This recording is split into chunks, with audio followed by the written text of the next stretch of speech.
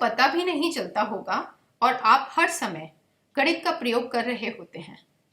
हमारी दिनचर्या सुबह से लेकर रात तक घड़ी के समय के अनुसार ही चलती है। गणित हमारे चारों ओर फैले हुए वातावरण में किसी न किसी रूप में होता है। हम कोई भी दैनिक कार्य करते हैं तो उसमें गिनती, पहाड़े, जोड़, घटाना, गुणा, भाग, इन सब का प्रयोग जाने अनजाने कर ही लेते हैं। दैनिक जीवन में प्रयोग की जाने वाली प्रत्येक वस्तु तथा हमारी प्रकृति में उपस्थित हर वस्तु किसी न किसी आकृति या कोण के बारे में संकेत करती है। कह सकते हैं कि गणित एक ऐसी भाषा है जो हमें ईश्वर और प्रकृति से जोड़ती है। अब मैं बात करना चाहूंगी हमारे समाज में गणित के प्रति माहौल की।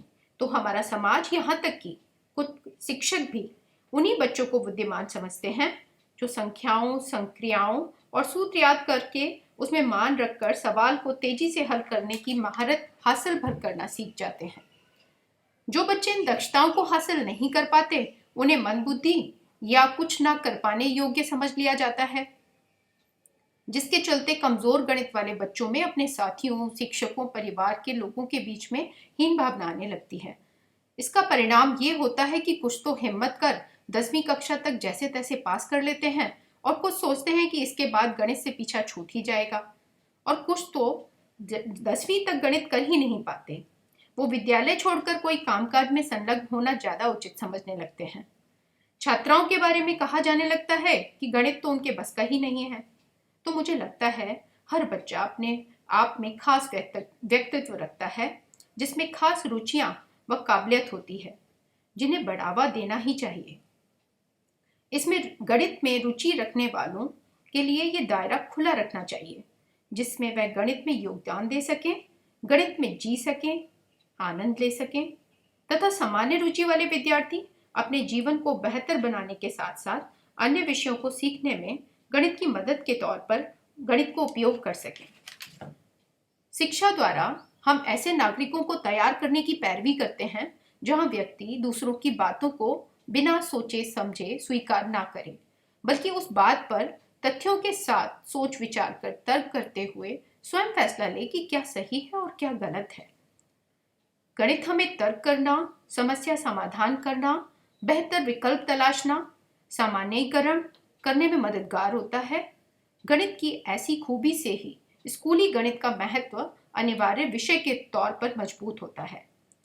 गणित विषय के सामाजिक और दैनिक जीवन में उपयोगिता के पहलू को ध्यान में रखते हुए ये सोचना जरूरी हो जाता है कि क्या सच में गणित बहुत ही कठिन विषय है, या इसे प्रस्तुत ही इस प्रकार किया जाता है कि इसे सभी नहीं कर सकते। गणितीय ज्ञान का निर्माण स्वयं सिद्ध मान्यताओं, परिभाषाओं, नियमों और पहले से सिद्ध की गई बातों की सहायता से तर्क करते हुए ही किया जाता है। उदाहरण के तौर पर त्रिभुज के तीनों कोणों का योग 180 डिग्री होता है। इसे किसी प्रयोगशाला में प्रयोग करके नहीं बताया जा सकता। ये ज्ञान संसार के सभी स्थानों पर एक सा ही रहेगा। वातावरण का इस पर कोई प्रभाव नहीं पड़ेगा। क्रमबद्धता गणितीय अवधारणाओं की खासियत होती है, यानी कि बिना बिंदु के रेखा की बात नहीं की जा सकती, बिना रेखा के तल की बात नहीं कर सकते और बिना तल के त्रिभुज की बात नहीं की जा सकती। सीखने को लेकर विभिन्न सिद्धांतों में से आज के समय में रचनावादी नजरिए को प्रमुखता दी जाती है। राष्ट्रीय पाठ्य चर्चा की रूपरेखा 2005 ने भी विद्यालयों में स्वयं करके सीखने को लेकर ही पाठ्य पुस्तकों का निर्माण किया है। सीखने में केवल सीखने के तौर तरीके ही मायने नहीं रखते, बल्कि उसके साथ में और पहलुओं पर भी ध्यान दिया जाना आवश्यक है। प्राथमिक में 6 से 11 तक की आयु के बच्चे, उच्च प्राथमिक में 12 से 14, माध्यमिक में 15 से 16 तथा उच्च माध्यमिक में 17 से 18 स्तर पर बच्चों की शारीरिक, मानसिक, भावनात्मक अवस्था का सीखने के तौर तरीकों में खासा ध्यान रखना पड़ता है। खासतौर पर प्राथमिक कक्षाओं के बच्चे बड़ों के प्यार, सहानुभूति और सहारे की अपेक्षा रखते हैं।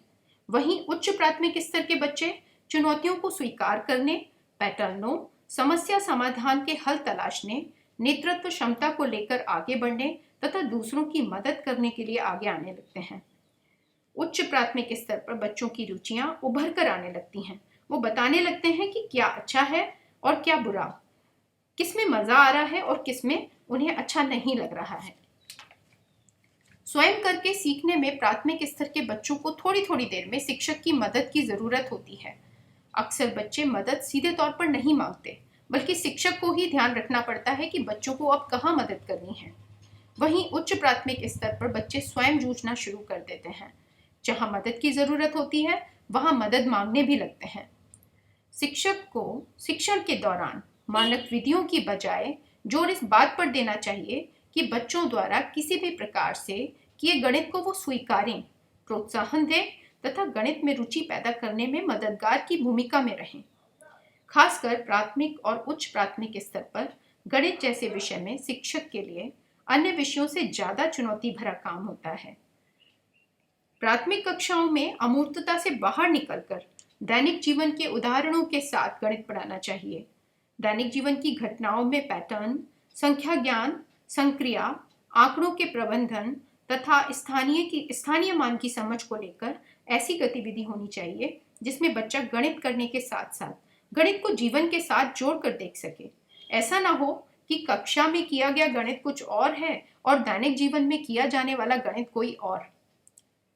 उच्च प्राथमिक स्तर पर कक्षा में दैनिक जीवन के अनुभवों को शामिल करते हुए गणित के कौशल जैसे अंदाजा, अनुमान, समस्या समाधान आदि को विकसित करने पर जोर होना चाहिए।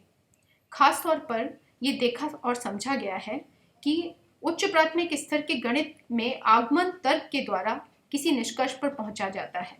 उदाहरण के तौर पर संख्याओं में पैटर्न ढूंढते हुए सामान्यीकरण के सूत्रों का निर्माण करें, अंकगणित का सामान्यीकरण करते हुए बीजगणित की ओर बढ़ें, सामान्यीकरण करते हुए स्थानीय मान के दैनिक अनुभवों का उपयोग करते हुए यूक्लिड ज्यामिति की ओर बढ़ें तथा आंकड़ों के रख रखाव से आगे बढ़ते हुए आंकड़ों का विश्लेषण करने की ओर बढ़ें।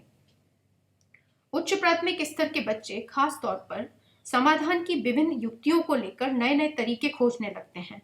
इसलिए हमें पढ़ाने के दौरान ऐसे स्कोप हमेशा बनाए रखने चाहिए कि बच्चा अपने तरीकों को खुलकर बता सके, उन पर बात कर सके और तरीकों की कमियों को पहचानते हुए अंत में मानक विधियों की ओर बढ़ने लगे।